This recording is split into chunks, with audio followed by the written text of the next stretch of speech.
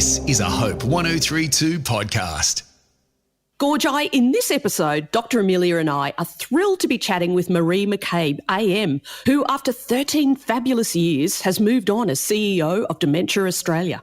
She's made an incredible contribution though, and if you'd like to find out more, check out the show notes of this episode, Dealing with Dementia. We hope you find the episode as informative and inspiring as we did.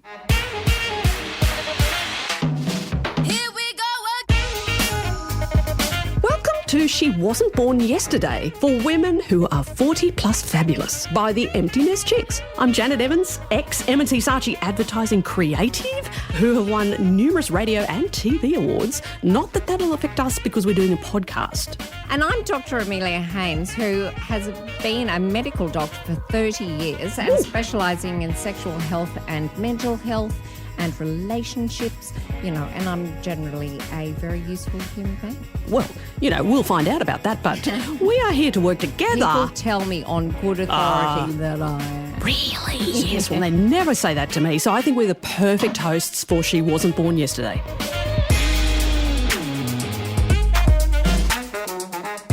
Dr. Amelia, we are here today to talk about dealing with dementia, how to care for elderly loved ones, and what to do if you or your loved one gets an early diagnosis. And I think, there's a lot of sort of jokes about dementia, or there were previously in the past, forgetfulness, and people who say, I've forgotten why I walked into the room and then I walked out again, or forgotten my keys or my phone or my husband. And or people whatever. would say I'm dementia. Yeah, that's right. Yeah. I think I'm coming on with dementia. Rather than you're just kind of a bit normal. Yes. Okay. Mm-hmm. Exactly. I mean, for example, neighbours of ours went on holidays for 2 weeks and they just left their front door wide open. Okay. And luckily we're in a, amazingly sort of collaborative lot in our neighbourhood, in our street. And we were just looking at their open door and going, hello, is anyone in there? And then someone said, oh, no, they've actually gone on holidays. And we're like, well, I think that they indeed may not have been demented. No. I mean, I didn't think so either. But I mean, it is a very, very serious problem in Australia because I was reading this research and we've sort of read about this, that Neura has done some research recently in 2023, in fact, that dementia is set to overtake heart disease as the leading cause of death in Australia. In 2023, it's estimated there's over 400,000 people living with all forms of dementia, including nearly 30,000 people living with younger onset dementia. Mm-hmm. And so it sounds like it's an increasing problem. I think it is the leading cause of death for women in Australia. Right, okay. But maybe we should talk to our guest I think we should, that. yes. No, so we're very, very thrilled to have Maree McCabe, who's the CEO of Dementia Australia. And you were very kindly referred to us by Dementia Australia patron, Ita Buttrose. So thank you so much for being on She Wasn't Born Yesterday, Maree. Thank you so much. And Ita is amazing and has been an extraordinary advocate for people living with dementia and such a generous patron for Dementia Australia. Yeah, that's awesome. So I think in previous years there was perhaps a general misconception that dementia is just forgetfulness, or perhaps losing your capacity to remember things that happened very recently. But it's obviously a lot more complex than that. So what actually is dementia? So dementia is a disease of the brain. It is progressive and it can affect people's thinking, their memory and behaviour, and their brain function is affected enough to interfere with their normal social or working life. And no two people experience dementia in the same way. And we know that there are about 100 different types of dementia. It is the second leading cause of death after heart disease and the leading cause of death of women in Australia. Yes, that's right. Yes, Dr. Amelia was just discussing that. So being the person here who doesn't have a medical degree or anything like that, I'm wondering how dementia actually leads to death.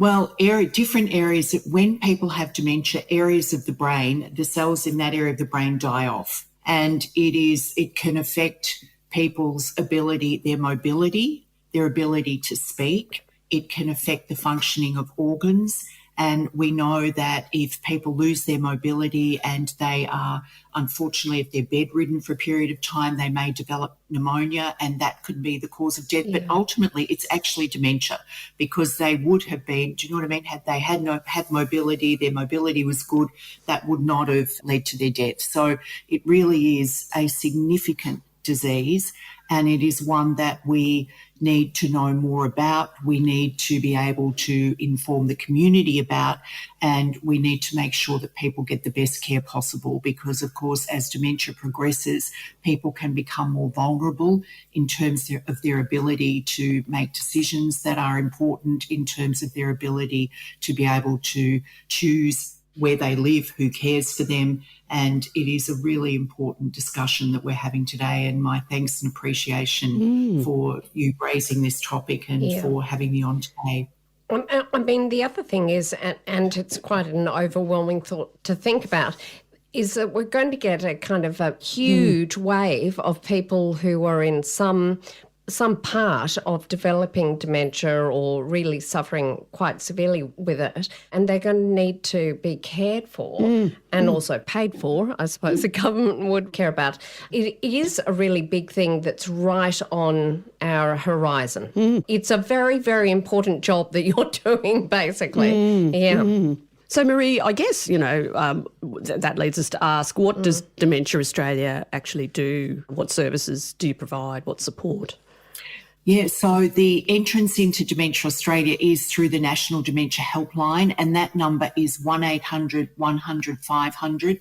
And we provide information, we provide counselling, we provide referral to other organisations or specialists. We also provide social support groups, and the education that we provide is for people living with dementia, families, carers and the healthcare community. We provide peer support, so people living with dementia supporting other people living with dementia. And we have a number of social groups like memory lane cafes, which are so important. It is an opportunity for people living with dementia and their carers to get together in a social environment where people don't feel judged. They're there because people know that they've got dementia, and it is to make sure that everything is there that people need. Our counsellors are there so people can approach them if they think they need more support. And it's an opportunity for people to socialise, to get together, to share things about what work and what don't work, and to be able to support each other, develop friendships and really develop a network and have fun. And we often have entertainment at our memory lane cafes, and sometimes there's 50 to 100 people at some of the cafes, which is amazing. So they're very well utilised, and we love when people get together and they're enjoying themselves in an environment that works for them. Actually, I've heard that music is a very key thing for people who have dementia, because they can often kind of spring back to life by recognising a familiar melody or song that they used to know. Is that true?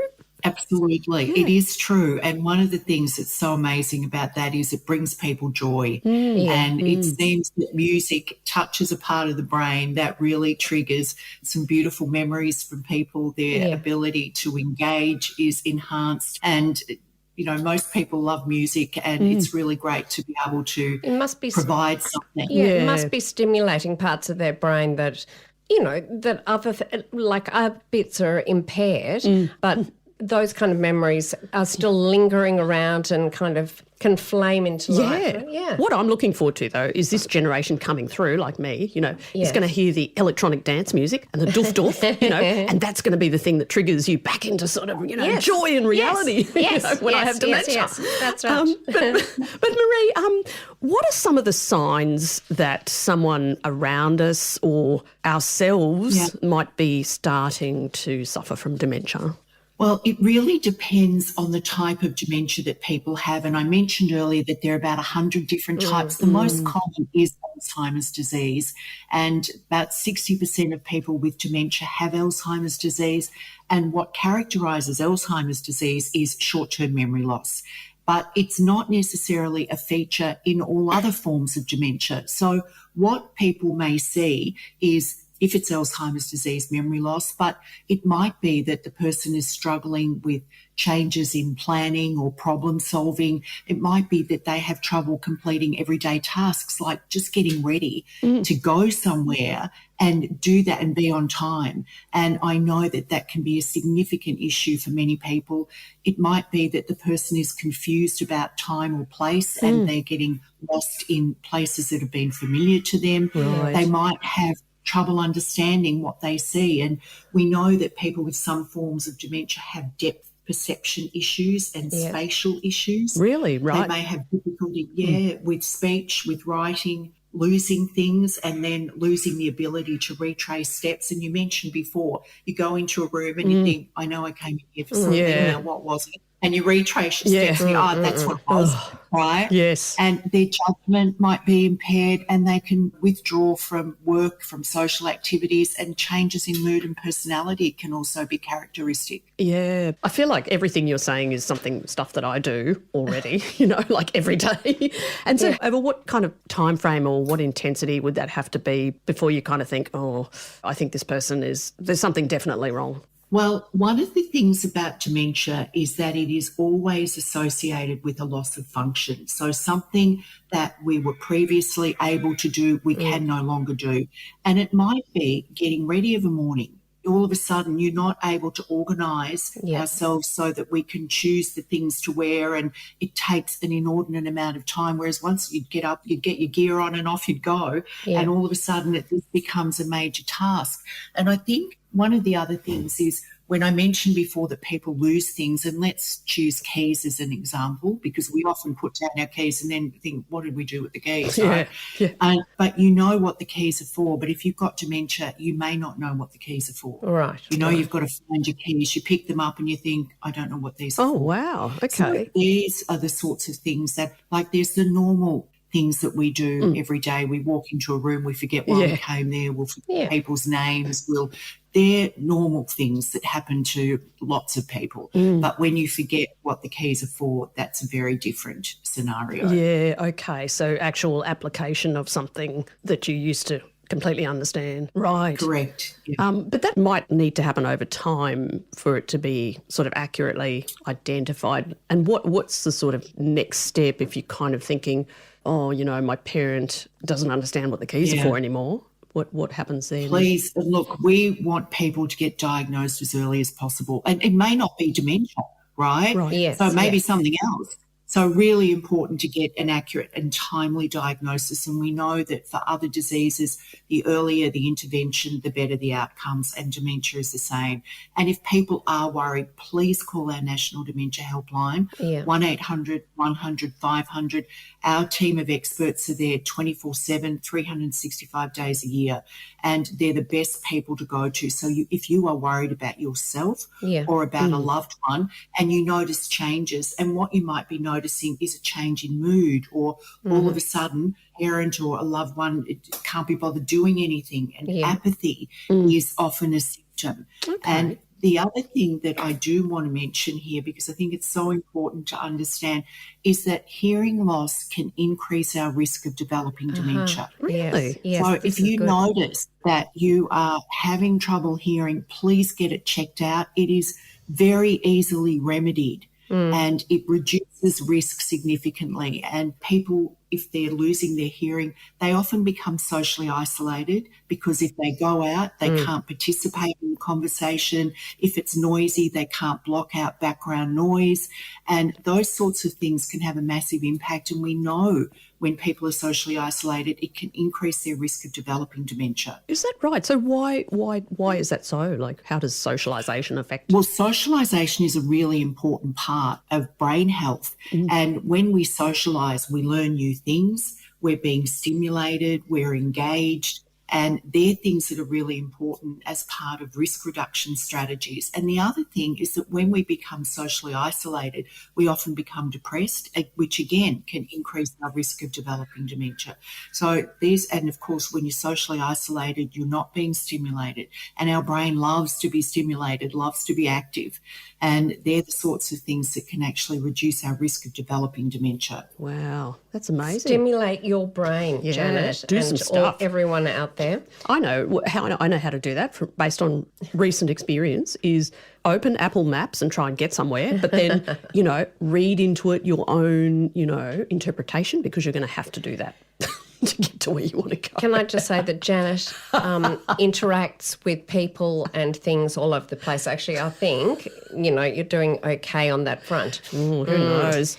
But I was going to ask you too about, because a couple of my girlfriends who are only in their early 50s have been diagnosed and have early onset dementia. And this seems to be, this has been devastating for them, obviously, but for everyone around them and for their huge circle of friends and family, because it seems so rapid in progression. And I don't know whether that's the same for sort of older people or whether it's a younger onset aspect, but is there an explanation for that? Yeah.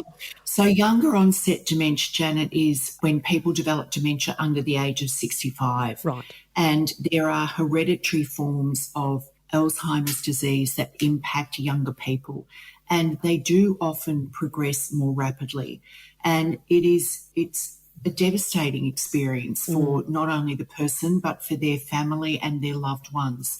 And it can have different implications than when people are older.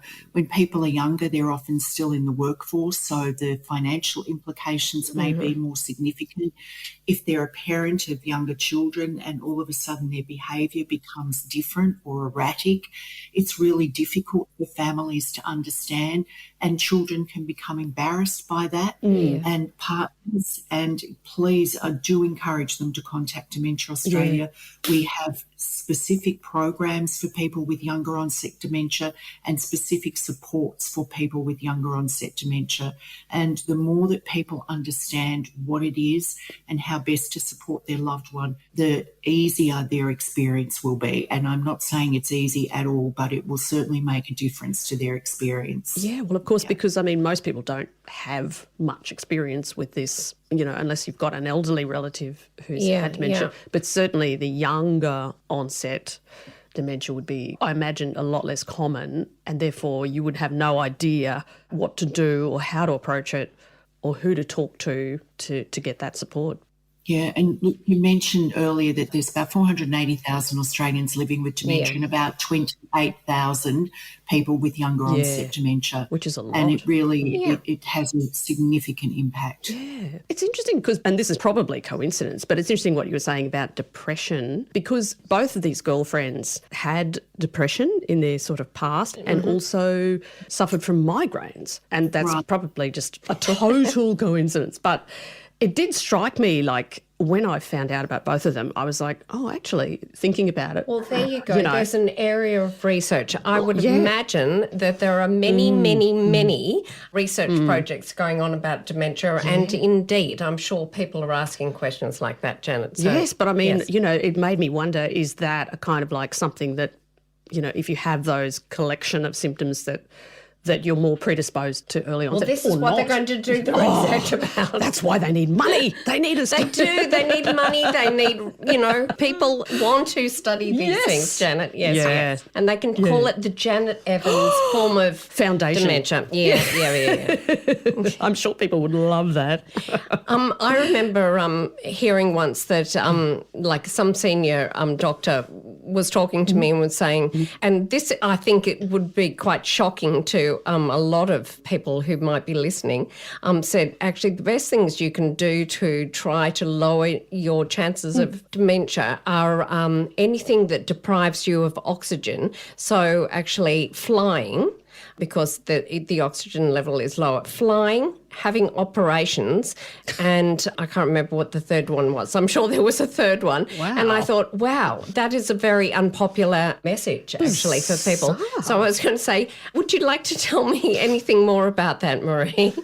Amelia, I have absolutely no evidence that flying is in any way detrimental to people's cognitive health. I can understand the delays that occur with flight travel can be very frustrating. Yes, that's right. But I have absolutely no evidence, and there is none that I know of that points to flying as a risk issue for developing dementia. The thing that we do know about, though, is that traumatic brain injury can bring on a form of dementia called chronic traumatic encephalopathy. And that is something that we are working at the moment with a coalition to look at how we best support people with probable CTE and also their care partners and families. So that's an area that is emerging. There is more evidence around things like repeated concussion.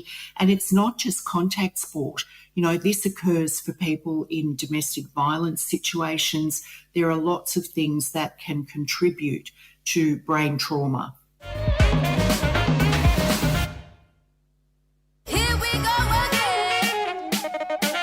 There's actually advances in imaging, which is making diagnosis more accurate around this. And of course, then there's the diagnosis of probable CTE. So, you know, we know that there are certain symptoms that are evident. And the other thing we know is it's the one form of dementia that is preventable. So we are certainly not advocating that people stop playing contact sports at all. We want people to continue playing sport. It's so important.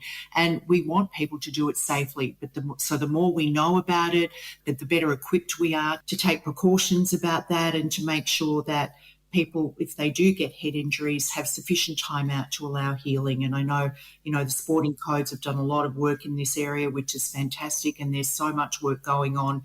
And we're delighted to be involved in looking at how we can support people better. Yeah. Actually, I was going to ask you that. Have the clubs actually consulted with you to try and reduce the impacts of CTE and brain injury in their players? We've actually had contact with a number of groups, and I think, you know, that it's really important. The more research that goes into this area, the better, and the more we learn and understand, the better equipped we're going to be able to reduce the risk of developing it. And, you know, there's certainly some good things in place at the moment, but I do emphasise it's not just people with contact sport, it's any form of repeated injury or traumatic brain injury that can lead to CTE. Right. Yeah. So if you were in a car accident, for example, could that be a trigger or something like that? Yes, well, the same sort of thing, you know, even though it's not form of head injury. Yeah. And so, Maree, you've talked about, you know, how it's possible to prevent CTE, obviously, by not having traumatic head injuries. But is there anything we can do to prevent the other types of dementia, like actually prevent them from happening? And it's a great question, Janet, because we know that the evidence is more compelling in this area. So diet is really important. We recommend the Mediterranean diet. Looking after our vascular health is really important. So making sure that our blood pressure and cholesterol are within healthy limits, making sure that we stay socially engaged, exercising our brain and our body is really important. I mentioned hearing loss before. Staying socially engaged is another area that we know reduces our risk of developing dementia. So these are things that they're modifiable lifestyle factors that we can adopt. And even if people get a diagnosis of dementia, it's never too late to start. Right. And we know exercise is probably one of the most beneficial things. Yeah, and I'm not saying go out, do a marathon, but you know what I mean, walk to the point where you're a bit breathless. Yeah. I think that's a really important point for people to realise that even if you have been diagnosed or you are concerned that you're trending that way, that actually it's still worth starting to care. Like, you know, at any point you should go, yes, actually I can still walk, let's do walking. Or mum can still walk, let's walk with her regularly. And caring about your diet and so on. Like, it's never too late to kind of go, all right, we may as well start now. Such an important message. Yeah, I was wondering whether you can actually reverse. So say you've just been diagnosed or you've just noticed some symptoms. Can you reverse them?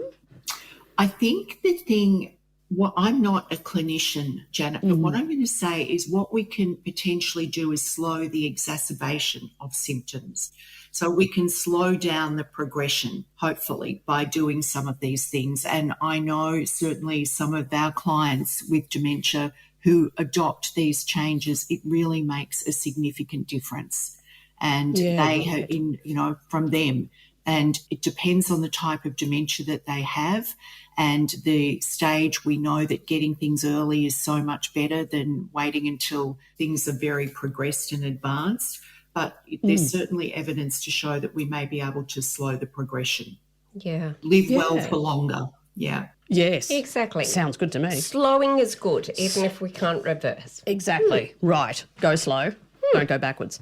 What are some of the initial supports that people will say, my parent, I feel they're changing and some of these symptoms that we talked about are happening.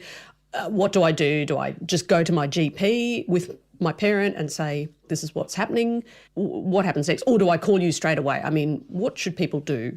I'm sure you can do both, Janet. Or anyone could, Absolutely. And seeking medical advice is absolutely critical. And GPs have such a critical role to play. And, they're people that have often known patients for a long time and they've got the benefit of that knowledge.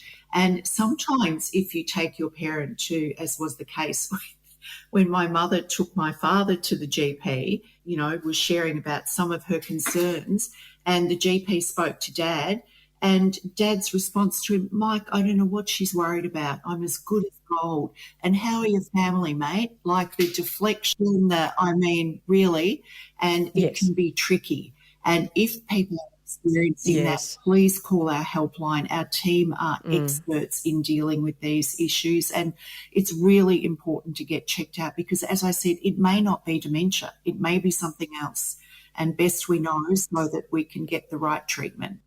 And actually having all of those different organisations and people around you probably is really helpful because different people need to be an advocate for the family and for the patient at different times. Like sometimes if your GP believes you, they might be able to advocate for you with a specialist, or in another situation say, no, I know they're presenting really well today, just at the moment, but I know this person for 30 years and I know they are not who they used to be. Yes. Well, that's interesting because that actually happened with a relative of mine in another city, and her family around her took her to the GP and they did this so-called test, like some sort of 30-question thing. Yeah. And she passed with absolutely flying colours. And I think she got 100%. She's a smart lady. But they knew that there was something going on. Like she was not looking after herself properly. She was living on her own. She was, stuffing her fridge with all this different food and not eating it. And it was just it can be patchy at first, can't it? So the more people who know you and know the person affected and and the more organisations actually involved can actually definitely be beneficial, I'd say. Yeah. And look, these tests are not definitive. And I think, Janet, what you're talking about is the mini mental, and that's a test that's often done. Okay. And do you know what I mean? Not everybody does it. People often do very well on the mini mental, but people know that, hang on, there is something that's not right. Yes. We know this person. This is not the behaviour they would normally That's right. It's quite a gross test, not a fine test. Yeah, that's right. Yeah. I mean, I would struggle with the name of the Prime Minister. There was a certain point in our history where... Well, everyone would have struggled to that particular point in history. So it's like, 9 out of 10. Right. The other thing is that the questions need to be culturally appropriate. Yes. And that is really important because to somebody from a culturally and linguistically diverse background, we need to ask questions that are appropriate, or to First Nations people, we need to ask questions that are appropriate to their cultural. So cultural sensitivity of these tests is really, really important. And otherwise we might be diagnosing 90% of people who just happen not to speak English very well and come from a different background, and the poor darlings, they're actually perfectly fine. And don't know anything about cricket. That's right. Or the Australian rugby league team or whatever it is. But so what else is involved in actually diagnosing dementia? So, Janet, one of the other things that is involved is imaging is really important. And, sometimes it can show up, brain changes can show up on an MRI, but they don't always. And that's where the PET scanning is really important, and where there's blood biomarkers are now there's blood tests that will be released in the not too distant future, which is so much less invasive and much better for the patient. So these advances in our in science are so critical, and research is so critical to making sure that we continue. That's why the whole research thing, which we were talking about before, is so super, super, important. Yeah. What are the blood tests showing? How does that work?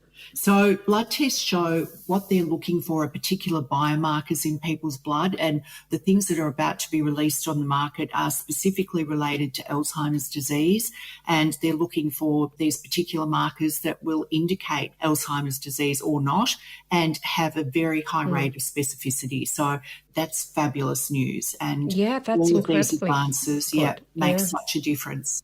Yeah. And like you say, much less invasive and much more specific. Yay. Very, very helpful. One of the things about this is, like, you know, if I'm the person involved and I can tell some of my functionality is going, and, you know, I can sort of tell I'm changed a bit, it's going to be very, very confronting for me to have to admit that this is what's happening, or I might just be confused about what the heck is happening to me. Why am I can't do the things that I used to easily be able to do. I'm getting frustrated, and my family is like treating me like some sort of something under a test tube. Yeah. Like, how do you work with the actual patients as well as their families and support people to include them and make them feel valued? Yeah, and look, that's where our team of experts are particularly skilled, Janet. And often for people when they get a diagnosis, it's actually a relief because they have known for some time that things they're not right for them, right? And to actually get a diagnosis, they think, thank God, now I know. Now I can do something about this, and now I know. And for some people, do you know what I mean? There's a denial element. Everybody reacts differently. And it's really important, though, that people have support, and that's where Dementia Australia comes in. And we encourage people, when you get a diagnosis, please call us.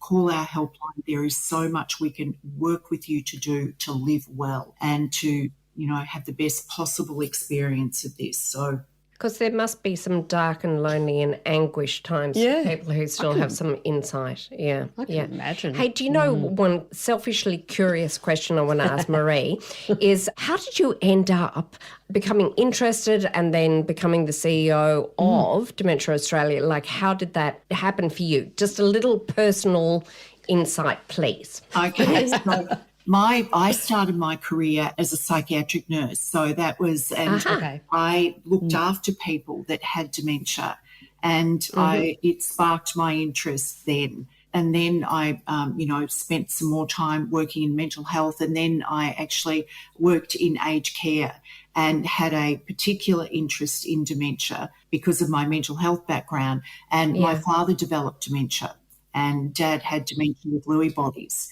And it was then that, and, you know, my mother, oh, God, she worked so hard to protect his dignity, right? And I would say to her, Mum, you know, is Dad okay? And she'd go, no, he's fine. He's fine. And my mother was a nurse. So we went through that experience with Dad. And it was shortly after he died, actually, that the role of CEO at Alzheimer's Australia Vic came up. And I thought, wow, I would love to be able to make a difference in this area. So I applied for that role and worked there for 7 years. And then we unified as an organisation, and I was privileged to be appointed to the role of National CEO, where I undertook the unification process for the Alzheimer's Australia Federation to become one organisation, which is now Dementia Australia. So it has been an absolute honour. I'm sure you saved everyone a lot of money and pulled it all together. I love that story too. Yeah. But isn't that interesting, actually, hearing that story? All roads were leading to this point, which is good for all of the rest of us, actually. Yeah. It's interesting. You were talking about your dad having dementia, and with my girlfriends who were diagnosed with early onset, they did live at home and they got in some home services for some time, but the girls themselves, they were very, very resistant to wanting, like the families realised they needed a higher level of care. And the girls didn't want to move. Like they wanted to be at home and they wanted to be there with their loved ones. And that's completely understandable. So how do you, for example, work with people who, you know, it's a very difficult situation where the family thinks it's best for them to move, but they don't think it is? Yeah, and look, it is a difficult situation, Janet, and often there will be a time where their loved one has said, promise me you won't put me in a home. Yes, and the guilt that families feel is just unbearable for them. And we work with a lot of families in that situation. But at the end of the day, it really is, there comes a point where it may be unsafe to keep people at home. Right. Yes. Or where they can't provide the level of care that they need to be able to provide. And it may be that the person, and of course, as people get older, they may have other chronic conditions as well. Yes. And so, it may be there are issues, there are continence issues, which is often a driver where people feel the need to move their loved one into aged care, which is completely understandable.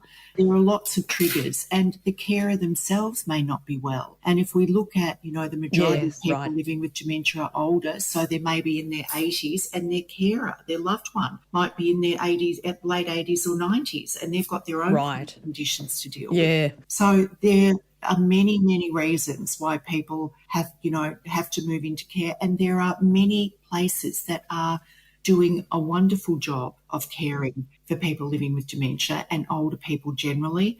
And in fact, it's one of the things that we had to move my father-in-law into aged care. And I remember when it happened, I thought, oh my goodness, he's going to give them hell. He will not be easy. You know what? He loved it. And what we realised was he had been living alone for many years. He was actually lonely. He was physically better. He was getting 3 good meals a day. He had company if he wanted it. Yeah. So we were shocked that he actually adapted so well. Perked up. That's right. And many, many people do. And it is not the end of the road at the time. It's a different stage of life. And there are many places that provide really good care. And that's what we want for every Australian that needs to make that move. Yeah. Yes. It also strikes me that yet another one of those occasions when early conversations, I know everyone's different and some families don't talk at all, but having earlier conversations with each other about such things. I have to confess here, I'm a bit forthright with these kind of things with my family. And when I was very young and a medical student, I remember saying to my mother, no, I will be putting you in a home if you dement, I will be. Yeah. But I want to promise you, because she was very into food, she's very into food, I want to promise you that I will research all the dementia care facilities and whoever has the best food, I will put you in that one. I will be putting you in, but I'll be putting you in the one with the best food and I will sneak you in gorgeous things from outside to eat. But I will be putting you in. That's bribery, man. Right there.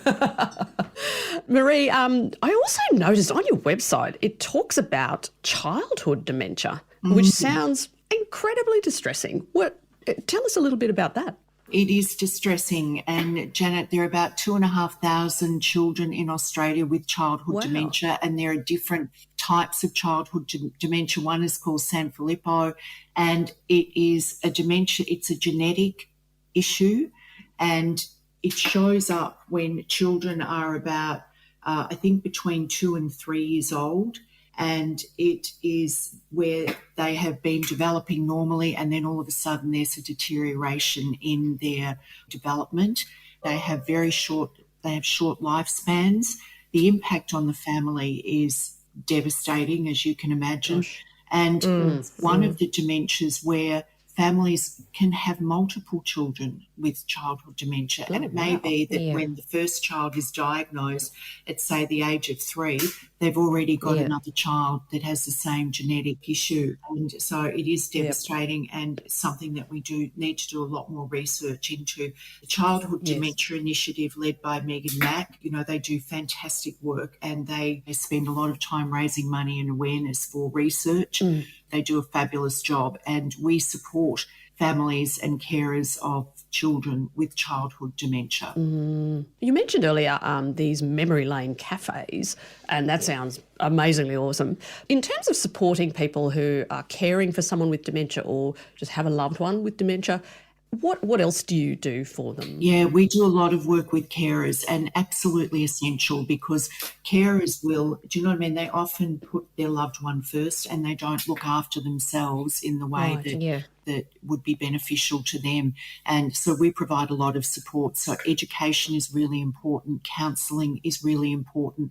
We do family sessions for people. And our National Dementia Helpline, given it operates 24 hours a day, and often at 3 o'clock in the morning, if they're up with a loved one, and you know what I mean, you can imagine being sleep deprived and at the end of your tether, and to have a friendly voice that you can talk to on the end of the phone and express that frustration is so important. So our carers are amazing. They are heroes, and we do everything we can to support them. And we also hold social events for carers, and we run specific carer groups because they deal with issues that are really confronting and extremely challenging. Yes. So if people are listening to this, how can they support you? Well, look, we have volunteers. We've got over 1,000 volunteers across the country. We have a number of events. Our memory walk and jog season is about to start in January.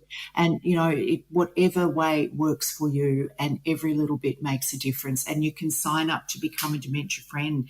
And it's a 15-minute video online, and you learn more about dementia. You understand what it is and how you can best support somebody living with it, or conversations that you can have to raise awareness with others. So there's so many things that are available to support the community of people that live with dementia. And we'd be delighted to, you know, talk with you about volunteering if that's something that you're interested in.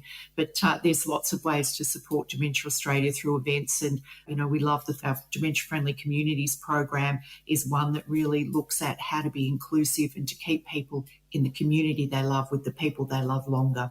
Wow. Yes, because it really does sound like it is the challenge of, you know, the next kind of decade or so. Like there's just going to be such a kind of increase. Yes, and we ourselves could be recipients of it. So Indeed. all the more reason to support you. But no, we're going to be so fit and healthy. Mediterranean and eating diet. the Mediterranean diet. We're going to be amazing. Okay.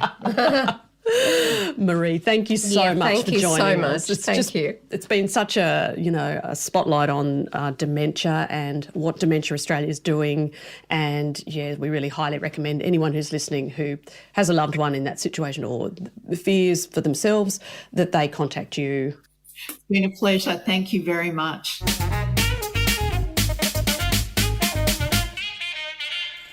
Gorjo, we hope you enjoyed this episode, but we'd love to get to know you better and share more about our lives, what we get up to, what you get up to, and some insider goss and cheeky sneak peeks. So why not join our Facebook group? It's called She Wasn't Born Yesterday, for lots of little extras. Your chance to comment, make suggestions, tell us if there's a topic you'd like us to talk about. Or just to say g'day. Either way, join us next week on She Wasn't Born Yesterday. We look forward to your company.